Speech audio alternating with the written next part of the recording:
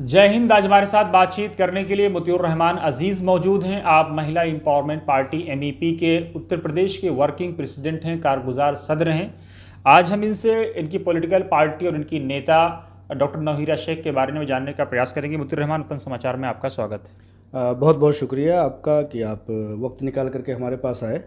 मुतीउर रहमान, ये बताइए कि जो आपकी पार्टी है उत्तर प्रदेश में, आप उसके सर्वेसर्वा हैं एक तरह से देखा जाए तो क्या उत्तर प्रदेश को लेकर के, उत्तर प्रदेश की जनता को लेकर के आपके पास क्या सेटअप है, क्या रोड मैप है? देखिए, अभी तो फ़िलहाल उत्तर प्रदेश का इलेक्शन निकल चुका है, लेकिन फिर भी कोशिशें चल रही हैं। सेटअप बनाया जा रहा है ज़िले सतह पर और विधानसभा सतह पर, हर सतह पर तमाम सेटअप बनाए जा रहे हैं। लेकिन अभी हमारा जो सबसे बड़ा फोकस है वो है तमाम हिंदुस्तान भर में 2024 के इलेक्शन के लिए। तो उसमें हम पूरी तरह से मुस्तैद और मुतहर्रिक हैं। जगह जगह पर कमेटियाँ बनाई जा रही हैं, जगह जगह पर कॉन्फ्रेंस और प्रोग्राम का इनेकाद हो रहा है, जगह जगह पर सुदूर का भी इनेकाद किया जा रहा है। तमाम तरह से तैयारियां चल रही हैं, चूँकि 2024 बहुत करीब आने वाला है। मुतीउर रहमान, 2024 में मुश्किल तमाम 1.5 साल हैं अगर आप देखेंगे तो, क्योंकि 24 में जैसे आप इंटर करेंगे तो चुनाव बिल्कुल शुरू हो चुके होंगे। सवाल ये है कि उत्तर प्रदेश की आपके पास जिम्मेदारी है, देश का सबसे बड़ा राज्य है, 80 सीटें लोकसभा की वहाँ पर मौजूद हैं। आपके पास दो ऑप्शन होगा, या तो आप लड़ें या आप किसी पॉलिटिकल पार्टी को सपोर्ट करें। अगर आप लड़ते हैं तो आप पर यह आरोप लगेगा कि आप बीजेपी के एजेंट हैं, पपेट हैं। कैसे जनता को आप समझाने का प्रयास करेंगे, क्योंकि यही आरोप ओवैसी पे भी लग रहा है और दूसरे दलों पे भी लग रहा है? देखिए, सबसे पहली बात तो बताऊं कि ऑल इंडिया महिला एम्पावरमेंट पार्टी और आलमा डॉक्टर नौहीरा शेख साहिबा चूँकि इंटरनेशनल शख्सियत है, वो कोई ऐसा नहीं है कि मतलब छोटी शख्सियत है, और उनके जानने वाले, उनके चाहने वाले पूरे मुल्क भर में हैं। और उनकी जो पार्टी, जो ऑल इंडिया महिला एम्पावरमेंट पार्टी जो रजिस्टर्ड की गई है, वो नेशनल पैमाने की ही की गई है। और इस पार्टी पर कोई ऐसा कि इस पार्टी ने भेजा है, उस पार्टी ने भेजा है, कोई इसलिए भी इल्ज़ाम नहीं लगाया जा सकता, क्योंकि इस पार्टी ने किसी धर्म, किसी ख़ास विशेष तबके का नाम ना लेते हुए एक बड़ी आबादी, जिनको कि महिलाएं जो हैं, उनके लिए काम करने का प्रयास किया है। लिहाजा इस पर ना धर्म का मामला लग सकता है, ना किसी पार्टी की तरफ से आने का लग सकता है, क्योंकि इस पार्टी की अपनी सोच और अपनी खिदमात भी रही हैं। इसलिए इस तरह का कोई भी इल्ज़ाम लगने का तो सवाल ही नहीं उठता है। और रही बात हम इंडिविजुअल उतरते हैं या किसी पार्टी से इल्हाक करके उतरते हैं, वो आने वाले दिनों में तय हो जाएगा इंशाल्लाह कि हमारी पार्टी क्या डिसाइड करती है, हमारी पार्टी के लिए क्या रिक्वायरमेंट है उस वक्त के लिए। आपने कहा कि आप बेसिकली वीमेन बेस्ड पार्टी हैं, महिलाओं को फोकस करेंगे, महिलाओं को लेकर के आगे बढ़ेंगे। और जाहिर सी बात है, नारी शक्ति एक देश का बड़ा नारा भी है और बहुत बड़ा काम भी है महिलाओं के लिए। अगर आप करना चाहें, काफ़ी स्कोप है। वो कौन से काम हैं जो आपने महिलाओं के लिए किए हैं, और उन कामों को गिना करके आप जनता के बीच में जाएंगे? सबसे बड़ी बात तो यह है कि आलमा डॉक्टर नौहीरा शेख साहिबा जो हमारी सुप्रीमो हैं, उन्होंने जो भी काम किया है उसको ख़ातीन को, मामले को रख करके, मद्देनज़र रखते हुए, वैसे इस पार्टी का नाम जो है वो महिला एम्पावरमेंट पार्टी है। महिला एम्पावरमेंट पार्टी के साथ साथ उसका स्लोगन जो है वो जस्टिस फॉर ह्यूमैनिटी, तमाम तबकात के साथ इंसाफ का काम किया जाएगा। लेकिन चूँकि आमतौर पर देखा यह गया है कि ख़वातीन के ऊपर जुल्म ज़्यादा होता है, ख़वातीन को हर कोई दबा ले जाता है, कुचल देता है, उनको मजलूम बना देता है, उनको तालीम से और तिजारत से दूर रखता है, उनको इंसाफ नहीं मिलता, उनके लिए तमाम तरह के वादे और वाइद किए जाते हैं, लेकिन उन तक पहुंच नहीं पाता। तो ज़रूरत इस बात की थी कि महिलाओं के मैदान में, महिलाओं के फलाह बहबूद के लिए, चूँकि अभी तक मुल्क में, हिंदुस्तान में कोई ऐसी पॉलिटिकल पार्टी नहीं है जो उन पर फोकस कर सके। ख़वातीन तो बहुत हैं, पार्टियां तो बहुत हैं, बहुत लोग चाहते हैं, बहुत लोग वादा भी करते हैं कि आएंगे तो महिलाओं के लिए ये करेंगे, वो करेंगे, लेकिन जॉब देख लीजिए, मेंबर पार्लियामेंट देख लीजिए, या कोई भी तबका देख लीजिए, कोई भी शोबा देख लीजिए, 1, 2, 4, 5 इससे ज़्यादा नहीं होती हैं। जबकि ख़वातीन वो शख्सियत हैं जो घर चला सकती हैं, तो घर चलाने के साथ साथ देश भी चला सकती हैं। तो लिहाजा हमारी सुप्रीमो आलमा डॉक्टर नौहीरा शेख साहिबा का कहना यह है कि बराबरी का एहसास होना चाहिए और हर किसी को इंसाफ मिलना चाहिए। ख़वातीन के ऊपर जो जुल्म होता है, ज़्यादती होती है, किसी ने तलाक दे करके निकाल दिया, तो किसी ने धुतकार दिया, किसी ने छेड़ दिया, तो किसी ने मतलब तमाम तरह से जुल्म और अत्याचार होता है, तो उस पर किसी ने भी दबाव डाला और वो मामला दब जाता है। तो लिहाजा इस तरह के मामला दबे नहीं, औरतों को जलाया ना जाए, औरतों को तलाक दे करके उनको धुतकारा ना जाए। आप रेड लाइटों पर देख लीजिए, सबसे ज़्यादा ख़वातीन और बच्चे होते हैं। लिहाजा अगर उनके साथ इंसाफ करना है तो एक ख़वातीन के जिगर से सोचना पड़ेगा।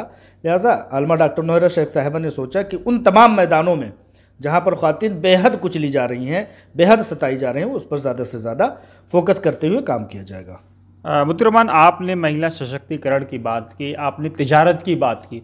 आपकी नेता तिजारत में आई और काफ़ी गंभीर आरोप लगे।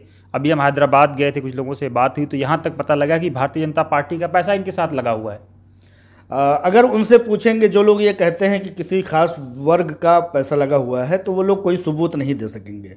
सबसे बड़ी बात यह है कि अगर तुम सच्चे हो तो सबूत लेकर के आओ। अगर उनसे आप ये पूछेंगे तो वो अगले बगले झांकते हुए नज़र आएंगे। आज मैंने बहुत सारे इल्ज़ामात सुने, बहुत तरह की बातें सुनी, लेकिन ये बात जो आपने बताई वो मेरे लिए बिल्कुल नहीं है। वो अगर उनसे कहेंगे कि भारतीय जनता पार्टी इनके ज़रिए से पैसा लगाए हुए ये लोग बात उठा रहे हैं, तो भारतीय जनता पार्टी एक इंडिविजुअल शख्सियत की क्या मोहताज है? उसके पास हुकूमत है, हुकूमतें हैं, स्टेट में हुकूमत है, वो तो अपने तमाम काम, अपने तमाम तरह के मामलात खुद कर सकती है। वो एक इंडिविजुअल, एक शख्सियत के लिए क्यों आएगी? और कौन सा, मतलब आप खुद बताइए कि कौन सा ऐसा शोबा है जिसमें बीजेपी को पैसा देना चाहिए और डॉक्टर नौहरा शेख को उसमें इन्वेस्ट करना चाहिए? कोई ऐसा शोबा आपके समझ में आता है? नहीं आता है। उसके पास हुकूमत है, इंटरनेशनल ताकत है, वो अपने काम करने के लायक है। तो ये बेबुनियाद इल्ज़ाम है, इसमें कोई सच्चाई नहीं है। नहीं, बीते दिन डॉक्टर ज़फ़र इस्लाम साहब ने इंडिया इस्लामिक सेंटर में इम्पार के फोरम से ये आवाज़ उठाई और ये आरोप लगाया कि डॉक्टर नौहरा शेख जैसे लोग और बहुत सारे लोग इस्लामिक बैंकिंग का नारा या इंटरेस्ट फ्री दे करके नारा दे करके आए और पैसे डूब गए, लोगों को पैसे नहीं मिल पा रहे हैं।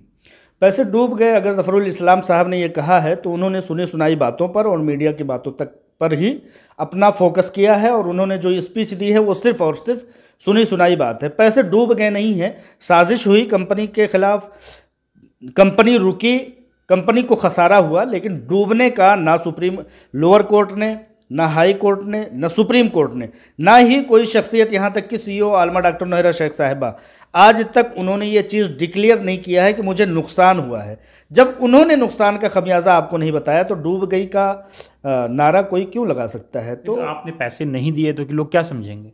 जो साजिश हुई है, अगर कोई कंपनी बंद कर दी जाती है आनन फानन, उसके तमाम दफातर पर ताले लगा दिए जाते हैं, उसकी सीईओ को गिरफ्तार करके 2.5 साल तक जेल में रखा जाता है, उसकी हेड ऑफिस से सर्वर को निकाल करके ले जा करके काट करके ले जाया जाता है, उसके बैंकिंग सेक्टर को तमाम तरह से मुंजमद कर दिया जाता है, और उसके प्रॉपर्टीज़ को समझिए कि अटैच कर दिया जाता है ईडी के नाम पर, और बोर्ड ऑफ डायरेक्टर्स जितने होते हैं उनको तलाश किया जाता है ताकि उनको भी गिरफ्तार करके हरासा किया जाए।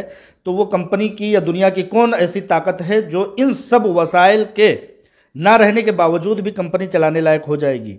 जब कंपनी पे आपसे सील लगा दिया तो ये चीज़ है कि कंपनी अपनी जगह पर कायम है अल्हम्दुलिल्लाह। एक आजमाइश के दौर से गुजरी है, आजमाइश के दौर से गुजरने के बाद अब बहुत हद तक इस हालत में आ चुकी है कि अब लोगों के पैसे देना शुरू कर दिया। देने की शुरुआत तो बहुत पहले से है, जब कंपनी गिरफ्तारी की हालत में थी, तालाबंदी की हालत में थी, तब भी दिया गया। लेकिन आज की सिचुएशन में अगर देखें तो लोगों के पैसे आज के हिसाब से जा रहे हैं। बड़े पैमाने पर जाने की ज़रूरत है, लेकिन आज भी पैसे रुके नहीं हैं लोगों के जाने के। तो जो लोग आपके खिलाफ प्रोपेगेंडा करते हैं, जो इस तरह की बातें आती हैं, तो आप उनके खिलाफ एक्शन क्यों नहीं लेते हैं? बहुत शातिर लोग हैं, काफ़ी मझी हुई ताकत आलमा डॉक्टर नौहरा शेख साहिबा के पीछे लगी है। उनके खिलाफ एक्शन है, ऐसी बात नहीं है। आपको मैं बताऊं 2012 में 2008 से मेंबर पार्लियामेंट असदुद्दीन ओवैसी साहब ने ये फोर्स किया था कि हीरा ग्रुप ऑफ कंपनीज़ में हमें इन्वेस्टमेंट दिला दिया जाए, जबकि ये आम लोगों की, उन लोगों के इन्वेस्टमेंट इस कंपनी में लगते थे जो अपनी तिजारत नहीं कर सकते, तो उन लोगों के लगते थे। असदुद्दीन ओवैसी साहब ने ये कहा था कि आप हमारे भी पैसे इन्वेस्ट कर लीजिए, हमें भी पार्टनरशिप दे दीजिए, तो उस चीज़ को इनकार कर दिया गया कि ऑलरेडी आपके कारोबार हैं, आपके बैंकिंग सेक्टर हैं। तो 2008 से लेकर के 2012 तक इन्होंने इस बात को फोर्स किया अलग अलग तरीके से। 2012 में असदुद्दीन ओवैसी साहब ने हीरा ग्रुप ऑफ कंपनीज़ पर FIR दर्ज किया, और 2016 में वो FIR चलता गया। बहुत सख्त जांच पड़ताल हुई, हाई कोर्ट से असदुद्दीन ओवैसी साहब को हार दस्तयाब हुई, हार गए। 2016 से लेकर के अब तक उन पर मानहानि 100 करोड़ रुपए के दावे के मुकदमात चल रहे हैं। नहीं मतलब मेरा आखिरी सवाल ये है कि आप ओवैसी के ख़िलाफ़ काफ़ी मुखर रहते हैं, जबकि अगर आप पॉलिटिकल सेटअप में देखें तो जो काम आप नहीं कर पाए, कम से कम ओवैसी उस काम को कर रहे हैं, तो नौजवानों को अपनी तरफ अट्रैक्ट कर रहे हैं। अगर ओवैसी इतने बड़े घालमेल कर रहे हैं तो ये बात आप दुनिया क्यों नहीं बता रहे हैं? देखिए, बताया गया है, ऐसी बात नहीं है कि कुछ लोगों तक आवाज़ नहीं पहुंची है। अगर आप इंटरनेट पर, सोशल मीडिया पर जाएंगे तो ये चीज़ आप बड़े बरमला अंदाज में, मैंने लगातार ये एहतजाज किया है कि अगर इस मामले के मोतियूर रहमान के एहतजाज से कुछ नहीं होने वाला है। आपकी पार्टी, आपके नेता, आप तमाम लोग उतरें, सड़कों पे उतरें, प्रदर्शन करें, लोगों को बताएं कि जिस आदमी को आप अपना नेता समझ रहे हो तो चीटर है। देखिए, ऐसा है कि सिर्फ मोतियूर रहमान ने आवाज़ उठाई, ऐसा नहीं है। मेरे जानने वाले सैकड़ों हज़ारों लोग हैं जो इस बात की आवाज़ उठाते आए हैं, अपनी कलम से भी, अपनी आवाज़ से भी। और हमारी सीईओ ने भी इस बात को आवाज़ उठाया है, ऐसा नहीं है कि आवाज़ नहीं उठाया है। लेकिन अभी चूँकि मुकदमात के दौर चल रहे हैं, मुकदमात के मामलात चल रहे हैं, बहुत सारी चीज़ें कर सकते हैं, बहुत सारी चीज़ें नहीं कर सकते हैं। लेकिन उनकी अपनी अनानियत जो असदुद्दीन ओवैसी साहब की है, उनकी अपनी साजिश, उसको भी पब्लिक देख लेगी और रब्बुल जलाल अल्लाह तबारक व तआला भी देख लेगा। और वो चीज़ देख रहा है कि वो किस तरह से लोगों को अट्रैक्ट कर रहे हैं, किस तरह से लोगों को जज्बाती करके मुल्क में एक भाईचारे के माहौल को तोड़ रहे हैं। वो चीज़ पब्लिक भी देख रही है, समझदार पब्लिक भी देख रही है। और जो चीज़ आपने कहा कि नौजवानों को अट्रैक्ट कर रहे हैं, असदुद्दीन ओवैसी साहब नौजवानों को अट्रैक्ट नहीं कर रहे हैं, वो नौजवानों को भ्रमित कर रहे हैं, नौजवानों को दिलों में गमो गुस्सा भर रहे हैं। जो हिंदुस्तान हज़ारों साल से भाईचारा का प्रतीक रहा है, मिसाल रहा है दुनिया में, उसको समझिए कि बिरादरीवाद में और तमाम तरह से फ़िरका परस्ती में वो उस चीज़ को बांट रहे हैं, खला पैदा कर रहे हैं। जबकि इसी हिंदुस्तान का हमारा हिंदू मुस्लिम सिख ईसाई आपस में मिल करके रहा है अल्हम्दुलिल्लाह, और आइंदा भी रहेगा। लिहाजा कहीं ना कहीं तालीम याफ्ता लोग, पढ़े लिखे लोग इस बात को जानते हैं कि असदुद्दीन ओवैसी साहब क्या कर रहे हैं, और उलमा तबका ये जानता है कि वो कारोबार के लिहाज से कितने जायज़ और कितने नाजायज़ हैं। तो रहमान ब्रीफ में बताएं, बहुत शॉर्ट में। मैं आखिरी सवाल मेरा आपसे यही है कि आप एक सहाफ़ी थे, आप पॉलिटिकल सेटअप में कूद आए हैं, तो क्या लोकसभा विधानसभा का चुनाव भी लड़ेंगे या आगे का क्या इरादा है? देखिए, इंटरनल और एक्सटर्नल दो तरह की पॉलिटिक्स होती है। एक फ्रंटल पॉलिटिक्स होती है, एक बैकअप पॉलिटिक्स होती है। अब मुझे देखना यह है कि मुझे पब्लिक किस तौर पर पसंद करती है, मैं किन चीज़ों को साबित कर पाता हूँ, फ्रंटल पर काम करने लायक होता हूँ या बैकएंड पर रह करके काम करने लायक हूँ। ये चीज़ अपने आप को निखारने का भी मैं काम कर रहा हूँ। अगर अल्लाह तबारक व तआला ने मुझे तौफीक दी और पब्लिक ने इस चीज़ को सराहा कि मैं मैदान में आऊँ, तो इंशाल्लाह उतरने से गुरेज नहीं करूँगा। हिम्मत है, हौसला है, हर चीज़ करने के लिए मैं कदम उठाया हूँ। और सहाफ़त चीज़ है हमारे पेशे के लिए, हमारे चीज़ों के लिए, खिदमत के लिए मैंने पॉलिटिक्स को ज्वाइन किया है। बहुत शुक्रिया मुहतरम रहमान। जज़ाकल्लाह। अस्सलाम वालेकुम।